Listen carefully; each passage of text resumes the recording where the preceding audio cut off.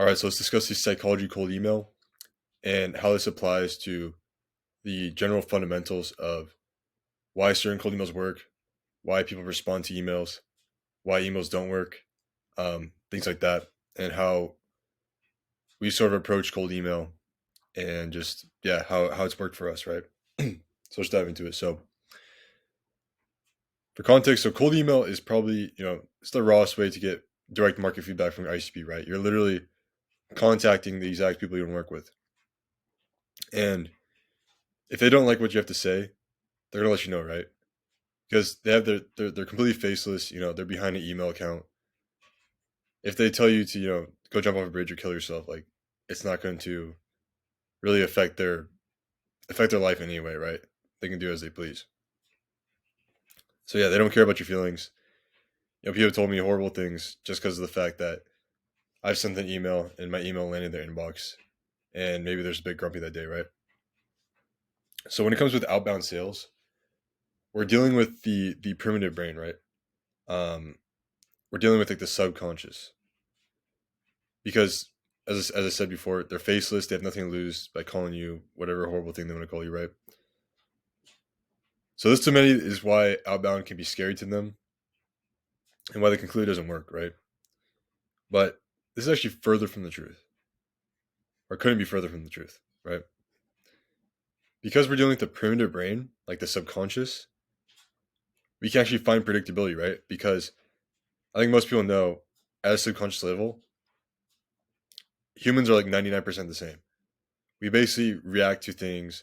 You can obviously train your subconscious to react in different ways, but you know, out of the gates, off spawn, we're all basically the same. We all react the same way unless we have some sort of mental deficiency, right? Um, so yeah, we all have certain hardwired response mechanisms to certain social environment and environmental cues, which we encounter on a daily basis, right? So like as we're going through the world, um, let's say we see like a dog, right, and it's barking a lot. The odds are you're not going to try to go up to that dog and pet it. You've subconsciously learned, and just by observing your environment, that if you go to a dog that's barking at you, there's odds that it might bite you, right? So you don't want to go to that. So that's that, if that makes sense, right? It's like it's in our brains. We know certain external event that's happening. We react to it in a specific way that basically we all react in the same way, right? Out of the way. So yeah, the subconscious it's basically trained by these consistent patterns that we run into on a daily basis, right? So why does this matter, and why does it have to do anything with cold email? So let's say this is you putting yourself in the shoes of this persona. So let's say you run a successful e-commerce store and you receive 50 cold emails from marketing agencies in your inbox every single day, right? In your inbox, you see a plethora of quick question name, dots, hey, name, blah, blah, blah. And when you open these emails, you see the same 75 to 150 word email giving you a life story about their agency is somehow different, or they have some, Hormozy offer, just same thing over and over again, right? At the end of the long winded story, which you probably didn't read, they ask for 30 minutes of your time over a Zoom meeting. You get the gist, right? Now imagine after over years or even months on end, you receive this in your inbox every single day, just like boom, boom, boom, boom, every single day, right? What do you think your immediate subconscious response will be to these emails?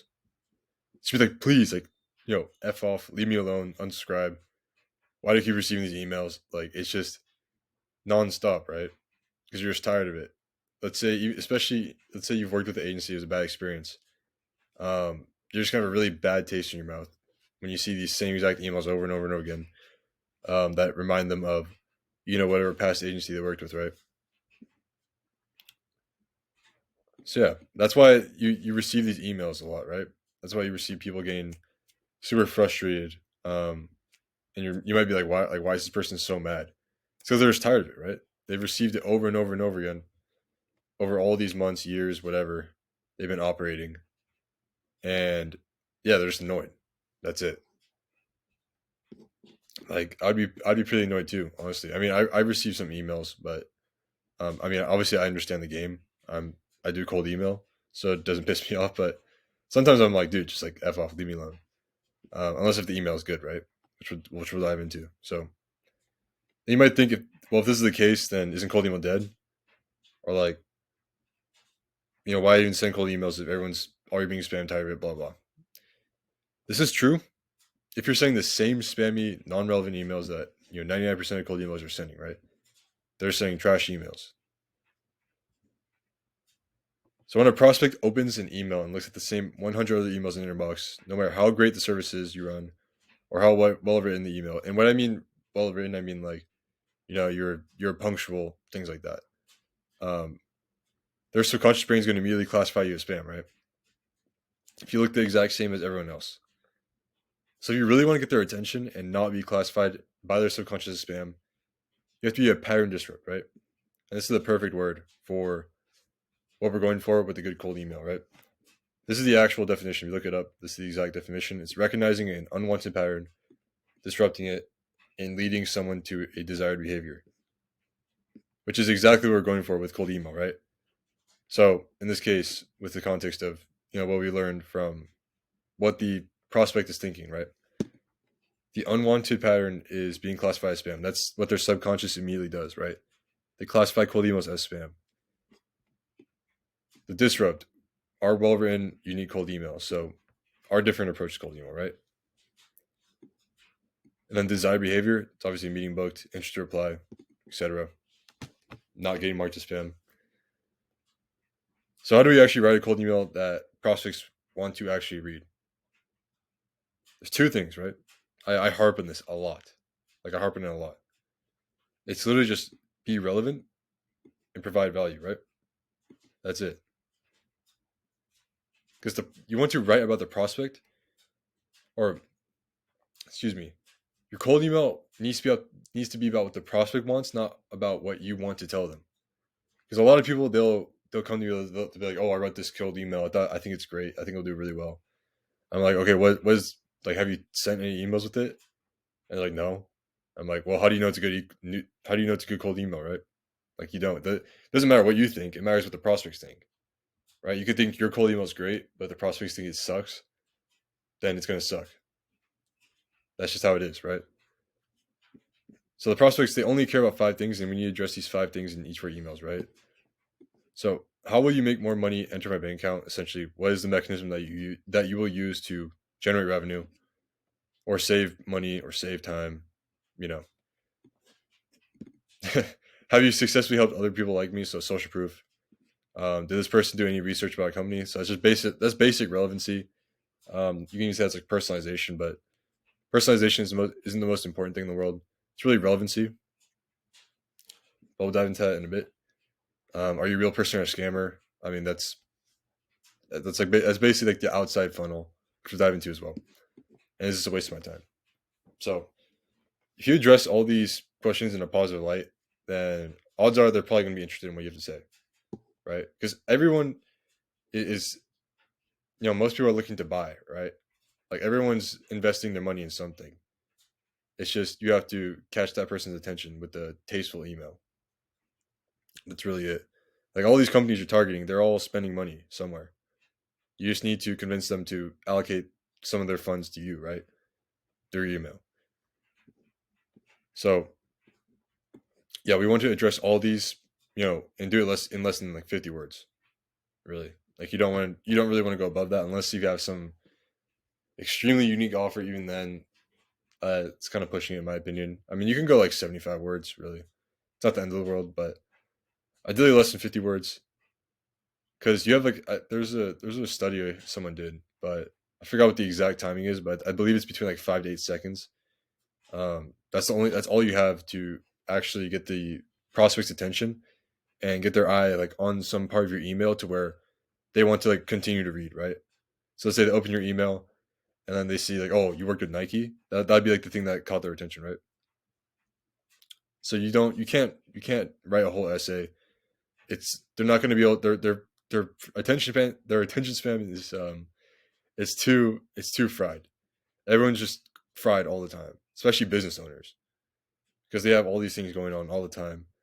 Plus, we live in the dopamine society, so it's just we're all getting battered, right? I'm sure you explained this as well. So what we do is we just get straight to the point. So here's an example of a TikTok offer for clothing brands, right? This is the email. It's in the red. Let me move this. Assume there's a space there.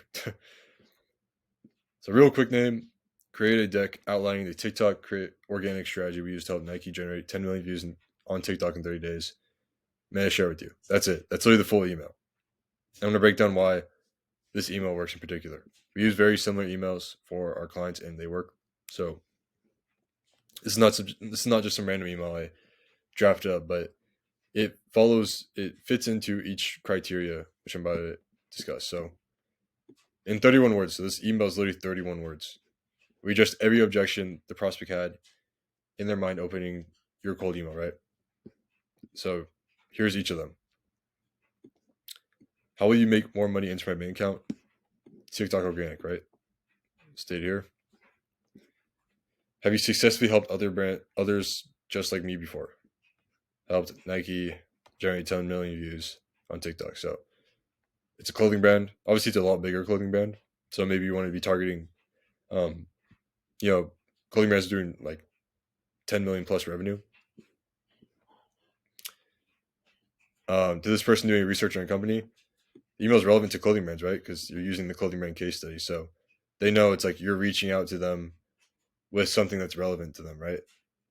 You don't have to do some sort of crazy personalization or some crazy research on them. The email just has to be relevant to like their niche and like what they're doing. That's it.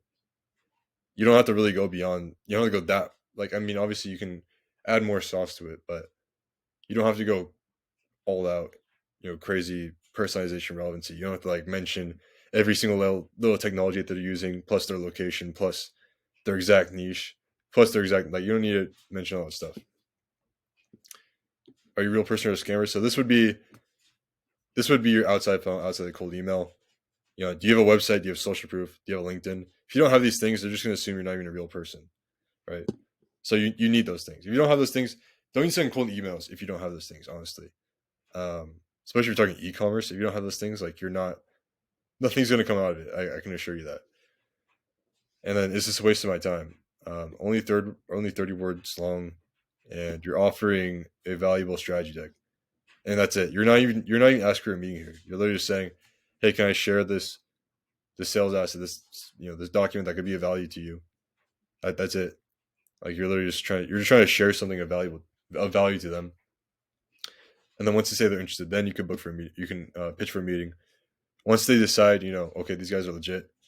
It actually might be worth my time speaking to them, etc. Right? So you can see, no BS personalization, no long essay. You're not even asking for anything in return. You're just leading with straight value, and it's to the point. It's fast. See, this is a pattern disrupt, right? This is something that prospects actually don't mind receiving their inbox, because it's like no one really responds to these emails like that negatively. They're like, oh, even if they say no, they're like, no, like no thanks, like no, but thank you, right? Because we're not trying to get anything out of them. We're not trying to like snatch it, or at least, I mean, obviously in the end we're trying to get a sale or something, right? But out the gates, first impression, you're not trying to take anything from them. We're leading with value. Yeah, because as you can see here, because you're presenting value first, you're not trying to blatantly take their time away or sell them out of the gates. So, and we're also taking advantage of reciprocity here, which essentially that's another psychological thing, right? Which is basically, when you give something to someone, they just naturally feel inclined to give you something back. That's simply it. So yeah, we're also playing with that too, which, I mean, it does have an effect. It definitely does. But it's not like the biggest thing in the world. So, in conclusion, next time you're writing a cold email, keep this in mind, right? Just be a pattern disrupt. Don't blend in. It's the worst thing you do, because then they're just going to immediately, as I stated before, they're subconscious. They're not even be thinking this consciously. They're subconsciously be like, that is spam. I'm tired of seeing these emails. I don't care. Write about them, not you. If you think the email is great, doesn't mean the prospect always think it's great. Test it, see what they think, and then go from there. Lead with value first. So I recommend creating some sort of sales asset, some sort of case study, presentation, whatever. Um, whatever value you can share with them, right? And then just cut all the BS. You don't need any goofy personalization. You can add personalization; it does help, but if it's like something ridiculous, you don't need that, and you don't need to add, a bunch of different lines explaining your service, blah blah. Just get to the point. They probably know what you're selling. They receive dozens of cold emails per day. They've probably received every offer in the book. Just get to the point, right? So yeah, that's basically it. Just wanted to cover that because it's important to understand the actual fundamentals and the little psychology behind why certain things work with cold email and sales in general, right? Especially in today's market, rather than just going online taking other people's templates and just someone just because someone tells you something works, and you just take that, you got to actually understand why it works, right? So that's basically what I cover here. So this helped, or hope this helped. If you did, great. Do whatever you want. But yeah, cheers.